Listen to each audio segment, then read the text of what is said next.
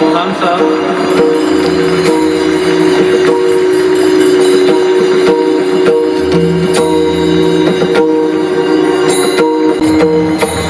is accepting the felicitation at the hands of Sheikh Rahul B. Karan.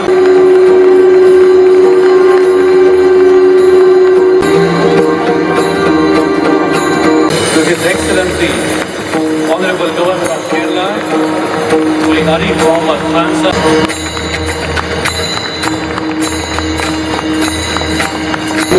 Is not an upadhi. Wish Guru is something which a status which is earned by hard labor. Tapaso adhyay nirittam.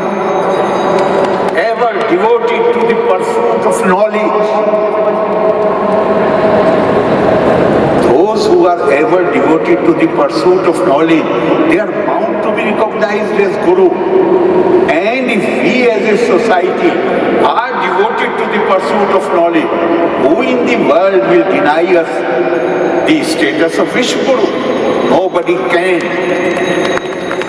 In fact, our rishis, they had envisaged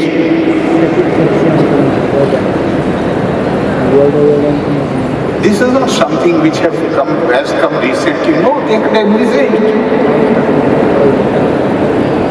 Before that, I will say, every individual has some special quality about him. Na aksharam mantrahinam, na moolam naushadam. Ayogya purusho nasti, yojak istat durlabha. There is not a single syllable which does not have the power of a mantra. Not a single vegetation which does not have the power of medicine. Not a single being, human being, who is devoid of qualities. Everybody has some quality in her or him. What is scars? Is the yojaka who can found out that quality and put it to proper use. Everybody has that quality. And in fact, because I referred to Swami Rangnath Nanda, so here I must also refer to an Upanishadic dialogue. The question was raised, what is tapa? Many answers are given, they are documented, but the answer which received universal acceptance was tapa is Soa Adhyay plus Pirvachan. Aligarh se, University se, how many positions he has acquired in his life, with a tremendous sense of commitment and a passion and the fire in the belly for the well-being of the mankind. Arif Mohammad Khan साहब का यहाँ आना, इस संस्था को उन्होंने पहले दिन से ही आशीर्वाद दिया है। मैं इतना कहूँगा, जिस बात का जिक्र हुआ, science and spirituality and philosophy, all these three words, I am very more eager to listen to from his mouth. He is a very unique scholar, more than a politician, more than a great lawyer, a thinker, a philosopher. Whether it is Hinduism, Islam, Buddhism, Sikhism, you take any name. I have seen him, I have heard him before, but today possibly in this very hall, which is reverberating and giving an experience to all the people like you to really take up a pledge further and follow the unique path to promote the culture of peace as we have been trying to think all the time. मैं स्वयं ज़्यादा बोलना नहीं चाहूँगा. I am more eager in speaking to listen to Arif Mohammad Khan Sahab. His Excellency is a position which has been just now being discussed, that he would certainly rise much above and may occupy different higher positions. But the position he has acquired in the minds and hearts of people of India as a very unique person and a unique gentleman. ये 8वीं world parliament है dedicated for science, religion and philosophy. 8 का मतलब हमारी धर्म में और है। ये डोम में हम खड़े हैं, जागतिक प्रसिद्ध है इसे। अगर इसके सेंटर से हम 8 लाइनें लेंगे और उसको हम पूरी तरह से देखेंगे तो हम कहते हैं 8 का मतलब है अष्ट दिशा। अष्ट दिशा होता है, अष्ट सिद्धि होती है। अष्टावक्र मुनि जी हमारे संस्कृति में है। तो ऐसी जगह पर ये एक नया परिमाण दुनिया के लिए लेकर आज आदरणीय कराड़ सर और आप सब लोग यहाँ पर खड़े हैं। मुझे सिर्फ एक बात पर ध्यान देना है। स्वामी विवेकानंद जी का महानिर्वाण 1902 में हुआ और जिसका जिक्र शुरू में हुआ अल्बर्ट आइंस्टाइन का सुप्रसिद्ध संशोधन वो 1906 में आया था, E = mc²। लेकिन अगर ये पुस्तक आप पढ़ोगे तो उसके प्रीफेस में उसने लिखा है कि इसके लिए जितने भी अच्छे अच्छे रेफरेंस मैंने लिए उसमें सबसे अच्छा रेफरेंस मुझे मिला, वो मिला निकोला टेस्ला की बुक से। और निकोला टेस्ला की बुक की प्रीफेस अगर पढ़ोगे तो निकोला टेस्ला ने बताया है कि ये सारा स्वामी विवेकानंद जी के तत्वज्ञान पर आधारित है। तो विज्ञान और अध्यात्म हाथ में हाथ लेकर अगर आगे जाए तो पश्चिम का विज्ञान और भारत का अध्यात्म, इन दोनों को लेकर दुनिया में एक नई क्रांति पैदा हो सकती है। ये स्वामी जी का कहना था और उसी को लेकर आज आदरणीय कराड़ सर भी उसी दिशा में काम कर रहे हैं। ये दुनिया भर में प्रसिद्ध डोम में मैं सिर्फ इतना ही कहने के लिए आया था कि स्वामी जी का वो तत्वज्ञान लेकर अगर हम आगे बढ़ेंगे तो पूरी दुनिया के लिए विश्व गुरु के माध्यम से काम करने का भारत का सपना जल्द ही साकार होगा। तरीके से राजनीति का प्रशिक्षण देने का पहला संस्था 2005 में MIT स्कूल ऑफ गवर्नमेंट के माध्यम से शुरू किया और बहुत भारत में आज के डेट में बहुत कम लोग इस तरीके से राजनीति में हैं। काफ़ी सारे अच्छे लोग हैं और हम इसी बात को बढ़ावा दे रहे हैं कि पढ़े लिखे लोगों ने राजनीति में आना चाहिए, अच्छे लोगों ने राजनीति में आना चाहिए और हमारा डेमोक्रेसी का पूरा ट्रांसफॉर्मेशन होना चाहिए। तो मैं सर आपको एक राजनीति का आध्यात्मिकरण इस विषय के ऊपर भी थोड़ा बहुत हम काम कर रहे थे। Whenever I look at you, I see that reflection, that energy, that inspiration, and and we all get fostered, the fraternity get fostered whenever they look at you. कोई गेस्ट आता है तो उसकी तारीफ करना स्वाभाविक है, अपना अतिथि देवो भव।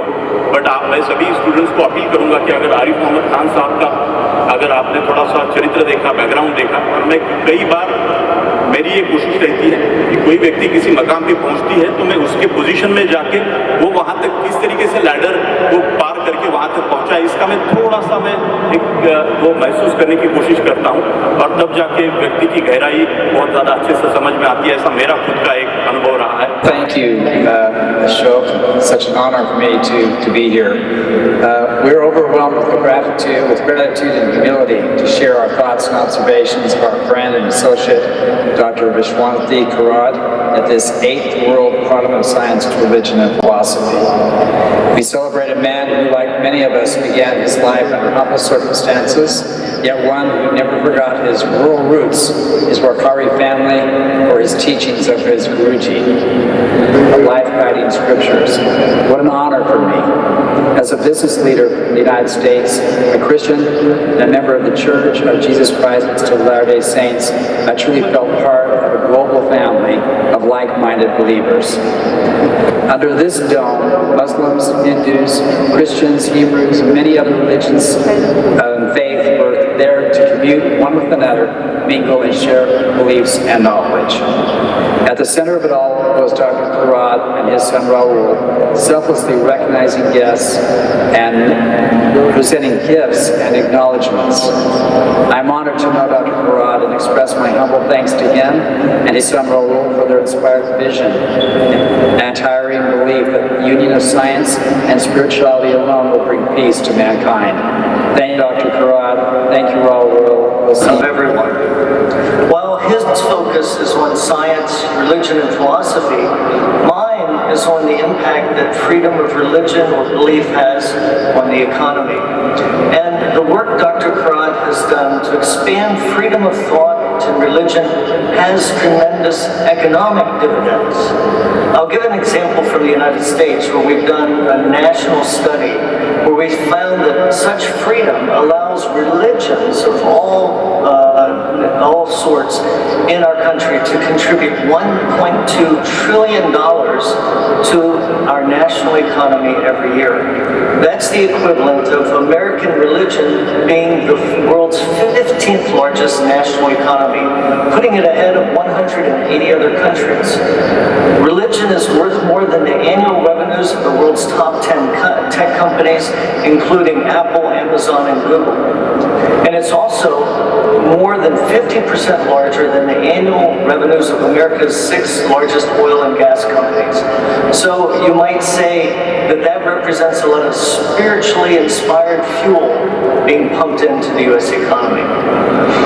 When I recently visited with Dr. Karad and his son Rahul in Pune, we signed an agreement to do a similar study on the impact of religion, of all religions, on the Indian economy. Imagine just the positive and measurable impact of the MIT World Peace University on your economy. This includes all the jobs provided by the university and its other institutions, the faculty and staff, but so much more. And I'm grateful for the opportunity that we have to work with him and support him in this cause. I am also grateful